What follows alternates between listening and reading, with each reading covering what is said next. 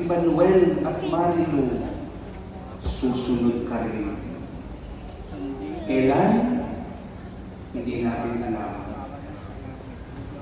Pwede mamayang gabi, pwede bukas, pwede sa susunod na araw, sa susunod na taon, we do not know. Alam niyo, nung Lunes lang may dumalaw sa akin dito, nagmisa ako. Tuwang-tuwa siya na nakita muli kami. Nagulat ako kahapon, may nag-send sa akin ng message.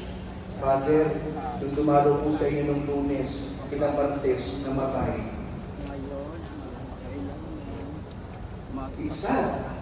But this is the reality na kailangan natin tanggapin.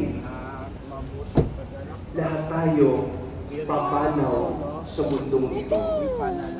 Pero, paalala sa akin, pagkagdaan natin ang araw na iyan. Naalala ko lamang po yung kwento ni Alexander the Great. Kilala niyo po ba yun? Si Alexander the Great. May nakaabot pa sa inyo?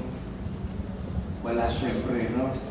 Siya ay estudyante ng isa sa mga great philosopher, si Aristotle. Noong mamamatay